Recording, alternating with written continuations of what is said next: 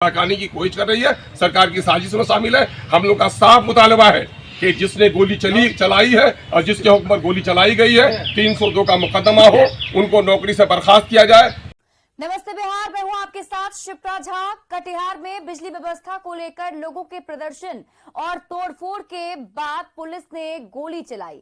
गोली लगने से 2 लोगों की मौत हो गई, वहीं एक घायल है। इलाके में फिर किस आधार पे लोग कह रहा है, लोग उनका भाई खुद कह रहा है कि मैंने पुलिस वाले को गोली चलाते हुए देखा है। चश्मदीद गवाह को हम मानेंगे कि आपके गलत किस्म के सीसी फुटेज को हम मानेंगे। उनका भाई टाइमिंग जो है 2:24 है, जबकि वो लड़का जो रिकॉर्ड किया है, वीडियो जो बनाया है डेड का, मतलब जो गिरा हुआ है तो उसका टाइमिंग कितना है आपका 2:23। तो शूट होने से पहले कैसे रिकॉर्ड हो गया? शूट हुआ है 2:23 में और घायल अवस्था में पाया गया 2:23 में। लेकिन पुलिस तो कह रही है कि उस आदमी के हाथ में एक पिस्टल भी है। वैसा तो कुछ नज़र नहीं आ रहा और उसके एक्शन से भी नहीं लग रहा है कि उसके हाथ में कोई पिस्टल है या फिर शूट करते हुए कोई एक्शन भी तो नज़र नहीं आ रहा। ऐसा नज़र आ रहा है कि जैसे गोली उसके बगल में चला और वो डर के मारे भागा है। उसके एक्शन तो यही लग रहा है, उसके एक्शन बिल्कुल शो नहीं कर रहा है कि वो फायर किया है। तो आपको लग रहा है कि गोली चलाते हुए स्पष्ट नहीं है सीसीटीवी में, और जब वहाँ गोली लगती है तो जो लड़का जिस पे संदेह है पुलिस को, वो भागता है। अगर वो मान लीजिए पिस्टल लेके अगर चल भी रहा है, जिसमें शाम से चल रहा है, अगर उस शाम से अगर चलता तो उसके हाथ में पिस्टल रहता तो सबसे पहले तो वहाँ जो भी आदमी था वो पहले भाग जाता, डरते देखते साथ ही वहाँ से भाग जाता। नहीं, वहाँ भगदड़ मचती है। वीडियो में आप देखेंगे जी, वहाँ भगदड़ मचती है। जैसे ही वो लड़का गिरता है जिसका जो बाइक पर बैठा है, उसके बाद भगदड़ मचती है। फायर होने उसके पहले बिल्कुल शांत माहौल। हाँ, फायर होने के बाद भागता है। अगर मान लीजिए उसके हाथ में अगर रहता औजार हथियार तो आदमी तो देखने के बाद ही भागता हूँ। अपना जान बचाने के लिए उसका अगर हाथ में रहता तो पहले आदमी भागने शुरू करेगा। फायर होने के बाद तो नहीं भागता।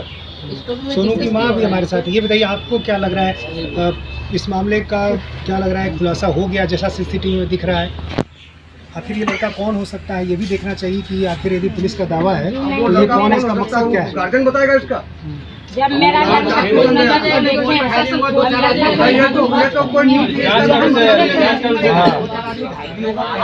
सोचिए जो मेरा नजर से देखे हैं वो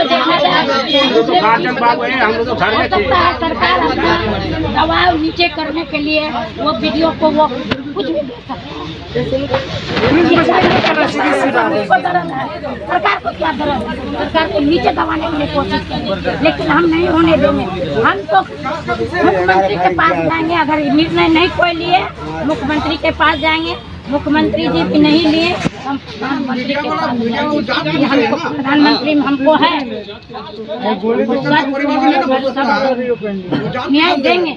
आपके भाई ने जो आपको बताया, आपके बेटे ने जो आपको बताया पहले, इसमें क्या जानकारी दी थी उसने? वो जानकारी वो पहले फोन नहीं किए हमको। वो अपना भाई को संभालेंगे कि पहले हमको फोन करेंगे। हमको दूसरे लड़का आके घर में बोले कि आपका लड़का को गोली लग गया है। वो लड़का देखिए पीछे में है खड़ा।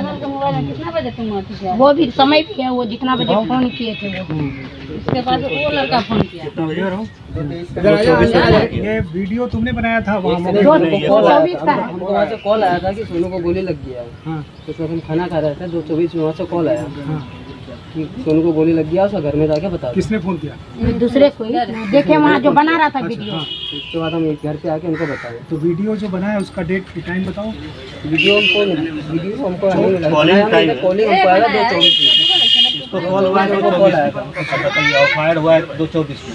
दो एक ही टाइम में कैसे हो? कॉल कब किया था? एक ही टाइम में 2:24 में फायर भी हुआ है और एक ही उसी टाइम खबर कॉल चली। मोबाइल में वीडियो बनाया है तो नहीं है ना, एक ही टाइम में फायर कर देंगे, एक ही टाइम में कॉल कर देंगे, एक ही टाइम में वीडियो बन जाएगा। ऐसा तो कभी नहीं होता। 10 मिनट पहले ही गोली लगा होगा तभी ना। तो परिवार के लोगों को, जो मोहल्ले के लोग हैं, उनको संदेह है कि पुलिस ने जो सीसीटीवी जारी किया है, एक तो उसमें जो दावा किया जा रहा है वैसा है नहीं, यानी गोली चलाता हुआ शख्स नहीं दिखाई दे रहा है। और दूसरी बात ये कि जो टाइमिंग है उसको लेकर भी सवाल उठाए जा रहे हैं। 2:24 का समय सीसीटीवी फुटेज में दिखाई दे रहा है, और जो वीडियो एक बना है जब सोनू गिरा हुआ है वो 2:23 का शूट किया हुआ है, वीडियो बनाया गया है। यानी 1 मिनट पहले वो वीडियो कैसे बन गया? ये सारे सवाल हैं लोगों के मन में, और जाहिर है इन सारे सवालों का जवाब पुलिस को देना होगा। तो सर जैसे हम बॉडी लेके गए हुए थे कटिहार मेडिकल कॉलेज में, तो उस दौरान जो है एसपी साहब से फिर बातचीत हुई थी। तो जो भी पुलिस डिपार्टमेंट है उनको शुरू से हम कह रहे हैं कि फायर किया गया है पुलिस ऑफिसर के थ्रू, तो पुलिस ऑफिसर के थ्रू फायर किया है, हम खुद अपने आंखों से देखे पुलिस को फायर करते हुए।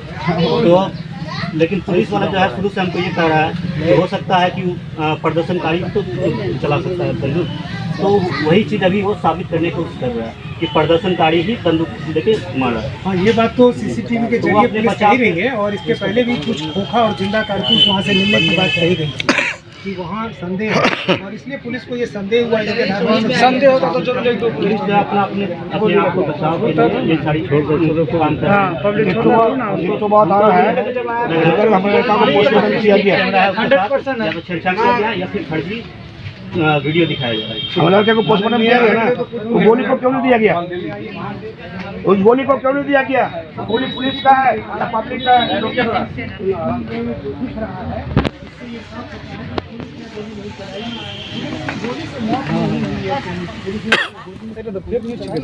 लेकिन जो मौत हुई है वो पुलिस शर्ट पहने लड़का दिखाई दे रहा है सीसीटीवी।